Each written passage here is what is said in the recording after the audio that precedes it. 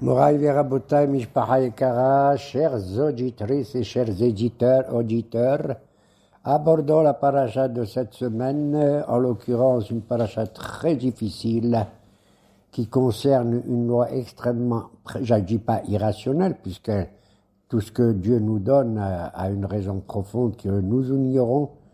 Parachat Hukat qui nous enseigne l'histoire de la vache rousse. Mais au préalable, pour éviter d'oublier ce que je dois dire, je vais vous donner des conseils pour éviter d'oublier les choses et d'avoir une perte de mémoire. Donc, évitez véritablement, quand vous dormez, de mettre sous votre coussin des habits ou quoi que ce soit. C'est mauvais pour la mémoire. Évitez de marcher entre deux femmes qui sont debout sans marcher. Ça aussi, ça vous enlève la mémoire. Il faut également éviter, quand vous lisez un livre, de sortir et d'oublier et de le fermer. Ne laissez pas un livre ouvert. Il faut également ne pas manger d'olives. Moi, malheureusement, j'en ai mangé une deuxième et j'ai oublié le cours que je dois donner maintenant. Même une et deux, ça... Non, ils disent, les hachamim, de ne pas manger beaucoup d'olives. Ah. Je ne sais pas pourquoi les olives apportent la shikha, apportent la shikha. Et le kaas et la gava. Surtout la colère et l'orgueil nous font tout oublier. Il y a d'autres choses encore. Le netilat yadayim. Oui, quand vous faites la netilat yadayim, vous n'avez pas de serviette, n'essuyez pas vos mains sur vos vêtements. Il y a autre chose aussi, quand vous habillez le matin, ne mettez pas deux vêtements en même temps.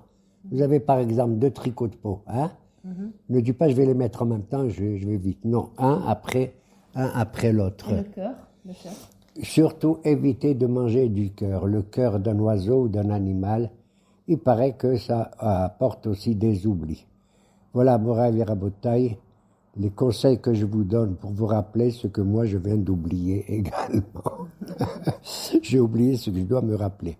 Par contre, je me rappelle quand même une autre halakha qui est très importante et qui justement est le couronnement de la maison, de chaque maison. C'est le fait de mettre une mezouza à la porte. Nachon? Ouais. Même ça, les hachamim, il y a des mahlouket, à savoir entre Rashi, Rabbi et Tosfot. Comment mettre la mezouza? On la met à un tiers de la porte en haut. Tu divises la hauteur de la porte en 3 nachon. Ouais. Tu mets la mezouza au tiers supérieur. La discussion, la mahloket, c'est que pour Tosfot ou Rabbeinu Tam, la mezouza doit être droite. Elle doit être verticale.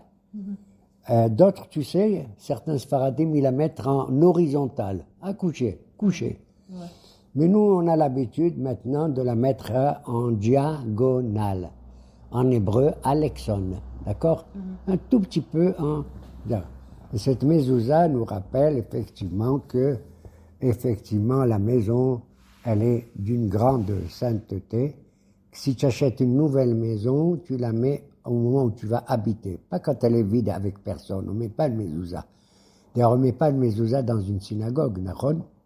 Ah, on met pas? Non, il y en a qui la mettent comme ça, stam, mais on n'est pas du tout obligé de la mettre dans une synagogue. La mezouza. Besséder. Voilà, Moraï Verabotay. Cette paracha commence par une hukat, c'est-à-dire une loi difficilement compréhensible pour notre raison limitée, bien entendu. Cette loi qui concerne de prendre une vache entièrement rousse, nachon, de la tête aux pieds. Para adouma. Et attends, il faut que ce soit une vache, c'est-à-dire féminine et pas un veau. D'accord? Et c'est très important parce que la vache, elle a plus de force vitale que le veau. Étant donné qu'elle donne la vie à d'autres bébés, nachon, à d'autres enfants. Para adouma, temima entièrement rousse, totalement, asher en baol, et qui n'a jamais porté un fardeau sur les épaules. On l'a pas utilisé par exemple pour labourer, hein? Asher lo aleaol, et elle doit être véritablement utilisée à partir de l'âge de 2 ans, comme Moshe Rabbeinu l'a appris dans la yeshiva du Céleste. Il y avait une mahloket, et Rabbi Eliezer, il a dit la vache à Parash Douma, elle doit avoir l'âge de 2 ans. faut qu'elle ait 2 ans. Cela est merveilleux, je ne sais pas pourquoi. Il a dit, mon Dieu, je souhaite que si tu me donnes un enfant, un deuxième enfant, je vais l'appeler aussi Eliezer. Voilà pourquoi Moshe, il a 2 enfants, Gershom et Eliezer. Il faut qu'elle ait 2 ans et plus ou au moins 2 ans? À partir de 2 ans. À partir de 2 ans, elle devient une vache rousse. Alors que la règle Arfa, on verra plus tard, celle qu'on va uniquer, la génisse, elle doit avoir 1 an. Ok? Et alors, on doit faire cette mitzvah en dehors du Mishkan, à l'extérieur, Mihutz la Mahane. Et c'est uniquement les Kohanim qui s'occupent d'eux. Au début, on demande à des enfants qui étaient terrorim totalement, qui vivaient sous terre presque, d'aller prendre de l'eau, dans un keli qui était pur. Et on réduisait la vache rousse en cendres, en éfer totalement. Et on brûlait entièrement la vache. Avec aussi, on prenait 2 plantes comme le Etz Erez, un bois de cèdre, hysope, une petite plante qui pousse dans les murs qu'on appelle hysope, qui a d'ailleurs une graine qu'on appelle za'atar en arabe, avec un coton qui avait la couleur rouge, et on jetait tout ça dans le feu de la vache. Elle est réduite en cendres. Et on mélangeait cette cendre-là, ce éfer, avec de l'eau vive, de l'eau d'un fleuve qui coule, d'accord? Pas d'un puits, mais d'un fleuve qui court, de l'eau vive. Le mélange de ces deux, c'est, pour ainsi dire, donner l'espérance. Le éfer, c'est la mort. C'est la différence qu'il y a entre une cendre et la poussière. Quand tu mélanges avec de l'eau, de la poussière, du sable, eh ben, ça forme une pâte.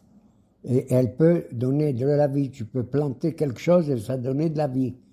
Mais le éfer, jamais il se transforme en pâte, il reste toujours séparé. Il est le symbole de la mort. Éfer apara. Ok?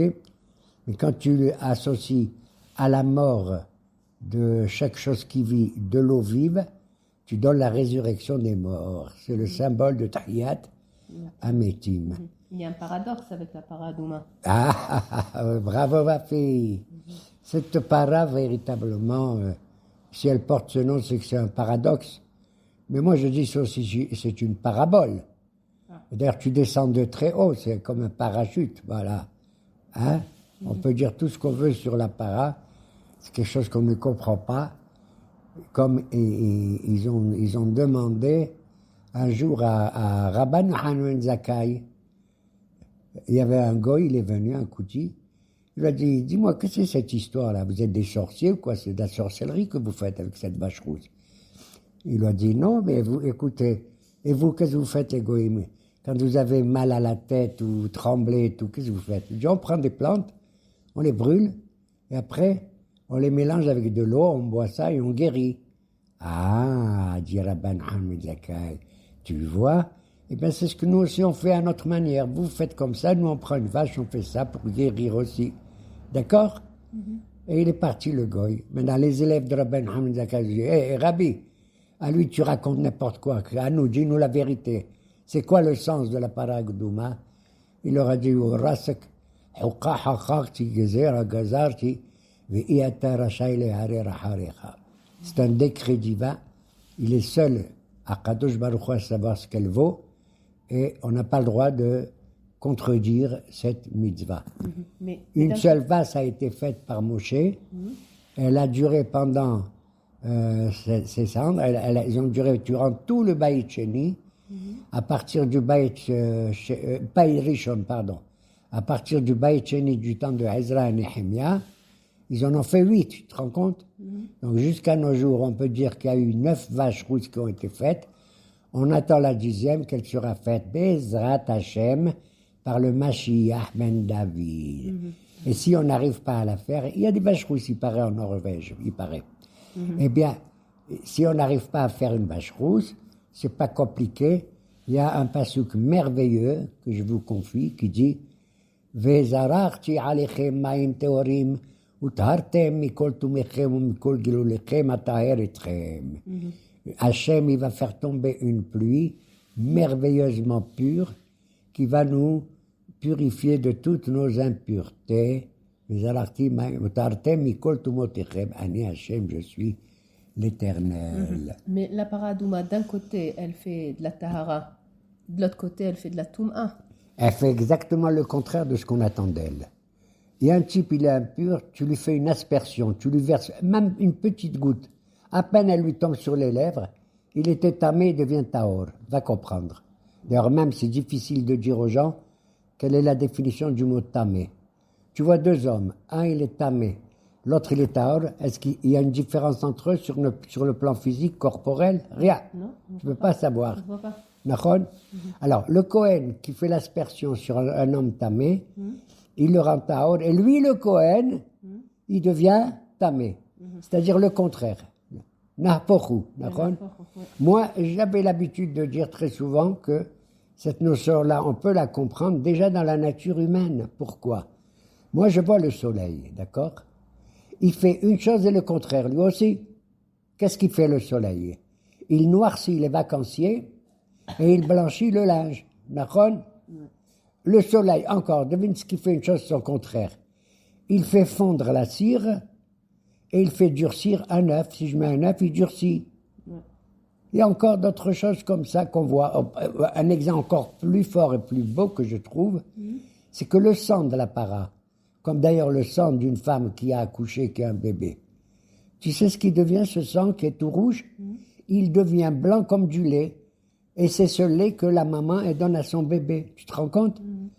Donc le rouge du sang, il devient blanc comme le lait. Comme du lait blanc. Ce qui était le symbole de la vie dans le dam, il devient un autre symbole contraire apparemment, qui est le blanc et qui est le lait, la première nourriture d'un bébé. Et Shlomo Amelech, il a compris que c'était le plus... Shlomo, c'était le Hacham Mikol Adam.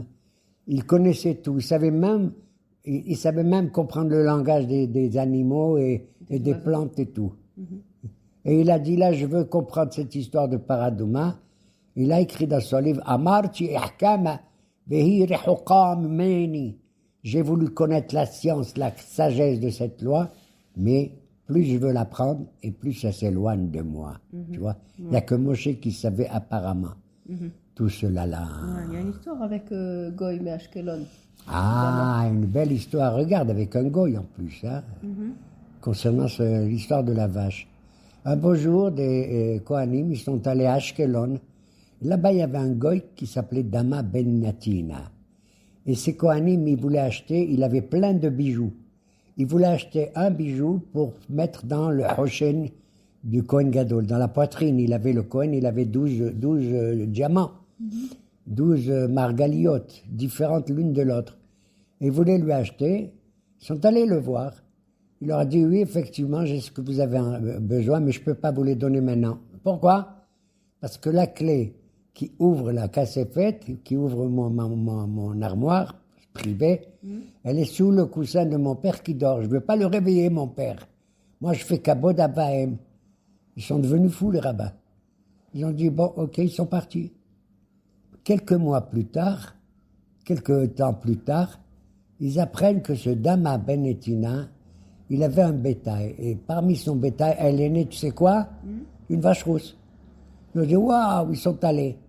Et ils ont été pour acheter la vache rousse de ce Dama Benetina. Ouais. Il leur a dit, ah, vous êtes venus. Ils ont dit, on est prêts, les rabbins, à vous payer beaucoup. Il a dit, non. Vous allez me payer uniquement le même prix que vous êtes venu au début pour la pierre précieuse. Ouais, tu vois comment un goy, il peut nous donner des exemples sur qui respecte Kabed et Tabir Havet Imira et qui n'a pas recherché l'argent véritablement.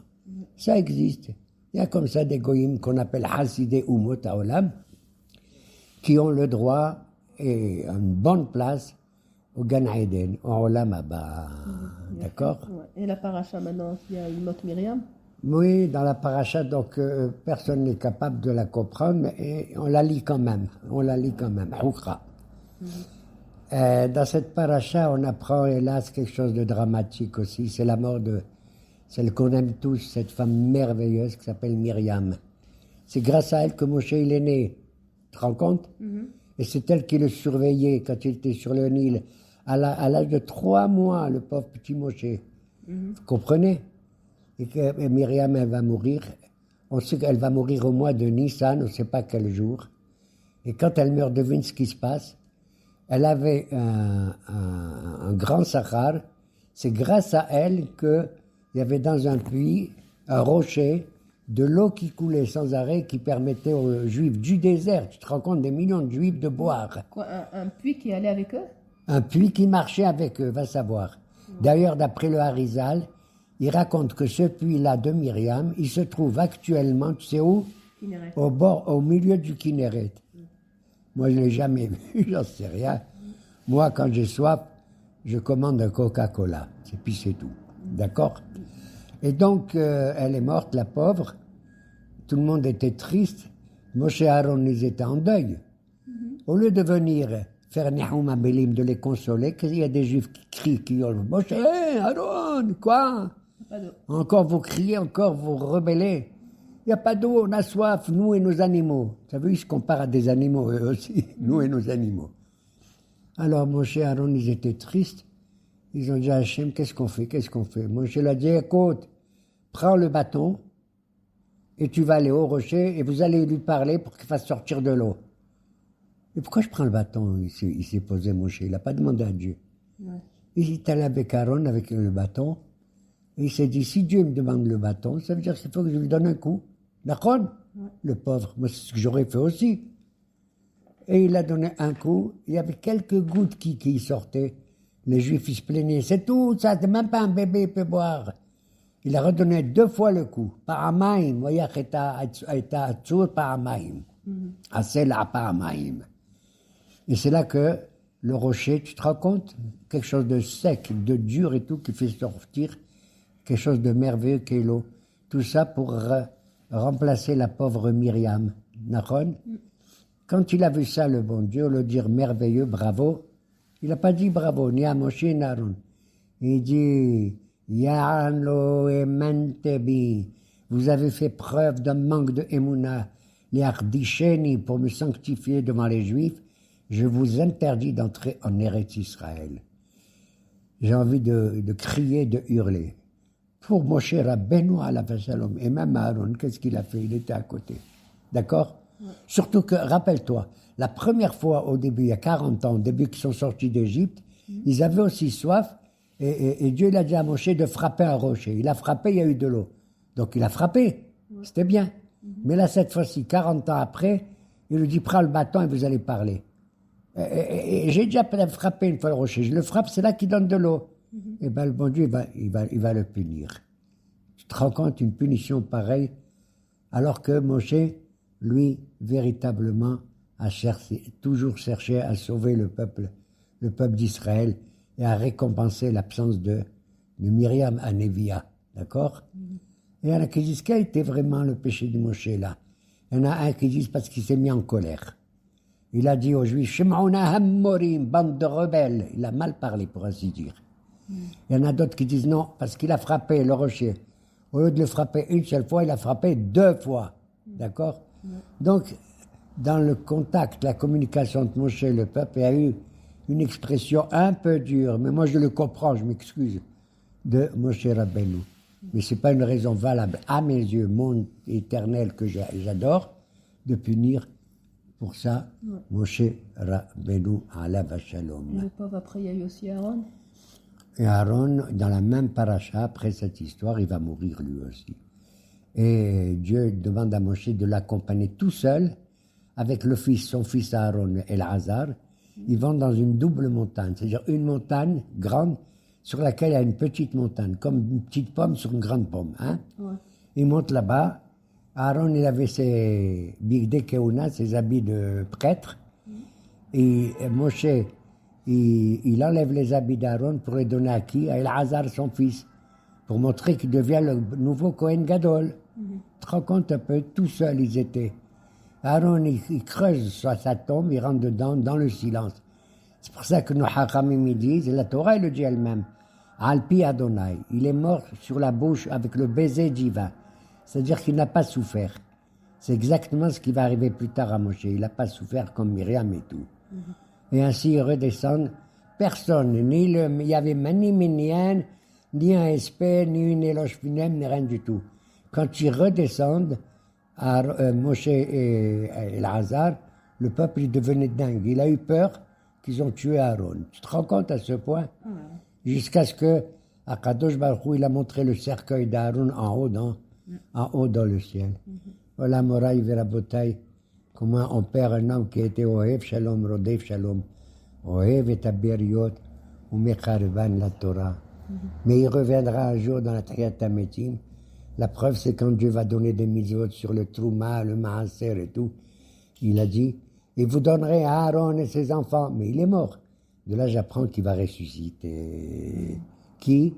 Aaron, comme tous les autres. Bezrat Hashem. Et après sa mort, les enfants d'Israël entourent encore des rebelles. J'en ai marre. Qu'est-ce qui se passe? Il y a eu des Nehashim et des Séraphim. Beaucoup de serpents qui essayaient de les mordre, qui brûlaient avec leur venin. Nachon. Il crie à Moshe, Moshe, on a rabot, ça suffit. Qu'est-ce qu'il dit Moshe, sur l'ordre de Dieu? De fabriquer un serpent, il le fabrique avec de la faïence. Parce que comment on dit un serpent en hébreu? Nahash. Il a dit, comment je vais faire ce nahash? Je vais le faire avec nehoshet, parce que le mot nehoshet ressemble au mot nahash. Bon, il a fait un serpent comme ça, tordu, et il l'a mis au-dessus d'un nez, c'est-à-dire au-dessus d'un hamoud, d'une colonne, et il leur a dit à tous les juifs qui étaient mordus, celui qui est mordu, Barminan, il ne va pas mourir. Il regarde en haut le serpent et il va guérir, Vahaï. Vira auto Vahaï. À tel point que nos Hachamim disent à ce Mishnah, Uchi Nahash Memit, Uchi Nahash Mehaye. Qu'est-ce que c'est cette histoire? Un Nahash comme ça en bois ou en fer, il va ressusciter, il va guérir, il donne la maladie, pas du tout.